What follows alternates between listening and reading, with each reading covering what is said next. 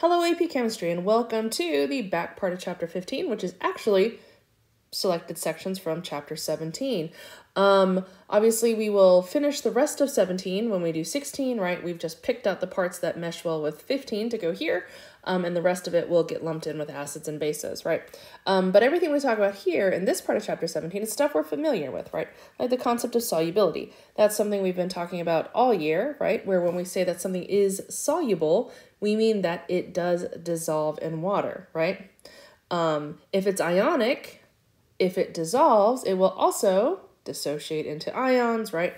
And solubility is the extent to which it will dissolve. Yes, the extent to which it will dissolve, right? And this goes back even to last year when we talked about our solubility rules, right? And remember that some of them have the little asterisk on it, right? Which means like they're slightly soluble, right? What does that really mean, right? And we've talked about this year that when we say that something is insoluble, that doesn't mean that 0% of it dissolves, right? It just means that such a small amount dissolves that we consider it essentially negligible. But once we start talking about equilibrium, right, reactions going forward and backwards, right, then these little things can start to matter, right? And you'll note that Chapter 17 is tied to acids and bases, right, and the concept of pH, because a lot of this does also have to do with pHs of solutions, right, in that some of these dissolved ions have effects on pH, right, which we'll finish that picture out in the next unit. All right, so for starters, again, solubility is the extent to which something dissolves in KSP, solubility product constant, right? So we've talked about Kc, where that's the equilibrium constant with respect to concentration. Kp, which is the equilibrium constant with respect to pressure, right? If you think back to last year, right, you'll remember we talked about Kb, which is like the autoionization constant of water, right? Which, oh my gosh, that's an equilibrium constant, right? And now we're going to talk about Ksp, right, which is the solubility product constant, which is always, right, for the dissolving of an ionic compound in water, right? So let's write some just to get us started, right? So for example, here we have AgCl, right? So what that means is AgCl, solid, dissociates to form Ag and Cl minus, right? And this is the equation that goes with that KSP, right? So then the KSP for this is equal to Ag plus and Cl minus, right? And that's it because pure solids and liquids are excluded. Yes? All right. Oh, and let's go ahead and write this in. This is equal to 1.8 times 10 to the negative 10, right? Also, though, we could have this one, right? So lead 2 fluoride, solid, gives us some lead, and also 2 fluoride, right? And so then the KSP is equal to Pb and F minus, right, to the second, right? So note that we don't bring that 2 in there. That 2 is what goes and becomes the exponent. All right, and this is equal to 3.6 times 10 to the negative 8th, right? So as we look at these, right, it is clear, right, that this, right, versus this, which one is the smaller value, right? So this is the smaller KSP, right? Which you might think, oh, well, that means it's less soluble, right? But remember that KSP is not the same as solubility, right? Solubility is a concentration, right? Usually in molarity, but it can be grams per mil or grams per 100 mil, right?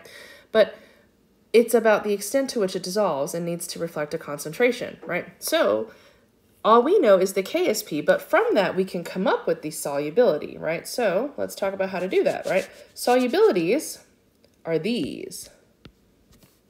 These are the solubilities, right, for those respective ions, which we can then, using stoichiometry, tie back to the actual compound, right? So that requires us to be able to solve for them. So if we think about this one, for example, KSP is equal to Ag times Cl minus is equal to that, right? Which is actually just x squared is equal to 1.8 e negative 10, right? Which means that x is approximately equal to like 10 to the negative 5-ish, right? And that's approximately the concentration of my silver ion and my chloride ion, which is in a 1-to-1 mole ratio with AgCl, which means that the approximate solubility of silver chloride is 10 to the negative 5th molar. Yes?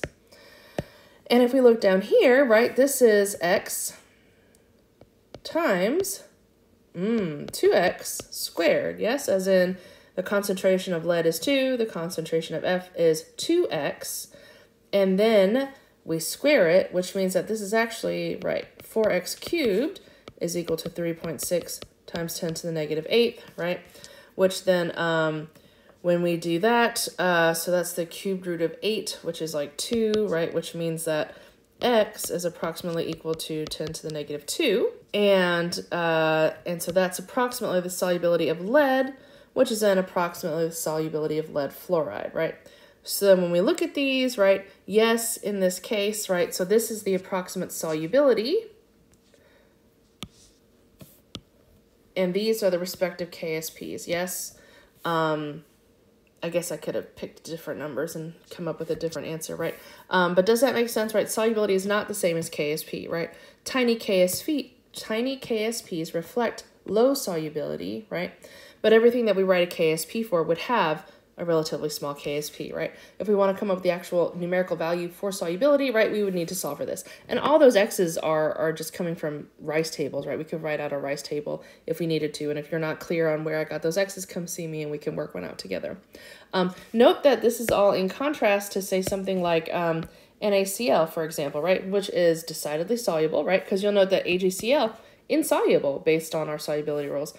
Lead halides are insoluble, right? But NaCl, right, if we think about that, we would just say this. And if I asked you, oh, how much of the sodium chloride is left, you would say 0 because it's decidedly soluble. All of it dissolves and dissociates, right?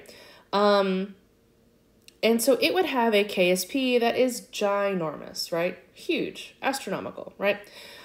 But we can have a situation, right, where it does become an equilibrium process, right? As long as we have both of these present, right? So as long as we had a saturated solution, we could still have an equilibrium scenario, right? Whereas for these insoluble salts, a saturated solution is easier, right? Because pretty much any obvious to our eyes amount is going to sit at the bottom, right? And some of it will dissolve and some of it will precipitate, right? For sodium chloride, though, right, we have to go beyond the solubility limit, which is relatively high because it's a solid salt, or it's a soluble salt, right? Does that make sense? Okay. Make sure you understand, again, how we come up with these X's here, because it is assumed that you could work that out on your own as needed. Low practice problems. So, a saturated solution of magnesium hydroxide in contact with that, so the whole point of saying that we have aqueous this and solid that is to tell you that this system is in equilibrium, right? If it is in equilibrium, then we can do what we just talked about using KSP and our solubilities. The pH of the solution is this, assuming that it dissociates completely. So what that means is the part that dissolves dissociates completely, right? Meaning that all of the hydroxide in the solution comes from the magnesium hydroxide, right? And there are no other simultaneous equilibria happening, right? Calculate KSP. So first, let's start with our equations, right? So magnesium hydroxide, right, in equilibrium with its respective ions, like that, right? And then it says that we have a pH of 10 to the, pH is equal to 10.17. What's the significance of that? Right, the pH tells us about the hydroxide, right?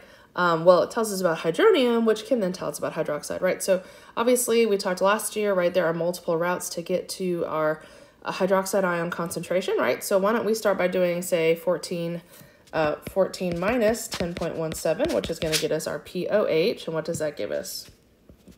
Right, 3.83, right? And 10 to the negative 3.83 is going to give us our hydroxide ion concentration. So let's go ahead and do that. And that's the concentration of hydroxide ion, right? So this is the concentration of this, right? And then we have to use our understanding of stoichiometry, right? Because if, so let's move this out a smidge, right? So if this is the concentration of that, right? then for every 2 moles of hydroxide, there is 1 mole of magnesium, yes? As in that's the relationship between them because they all come from here, right? Now that's the purpose of this statement here, that there are no other simultaneous equilibria happening, right? As in there is no other source of magnesium, there's no other source of hydroxide, nothing else is at play. All magnesium and hydroxide ions come from magnesium hydroxide, which means that we understand the ratio has to be 2 to 1. Yes, does that make sense? So then we just plug this into our KSP equation, right? So then we're going to have 7.4 E negative 5 times my hydroxide, which is 1.48 times 10 to the negative 4th raised to the 2nd power, right? And we would just solve for that, and that would give us our KSP for magnesium hydroxide at this temperature. All right, next up, in a similar but not exactly the same problem, it says the KSP for lanthanum 3 fluoride is this.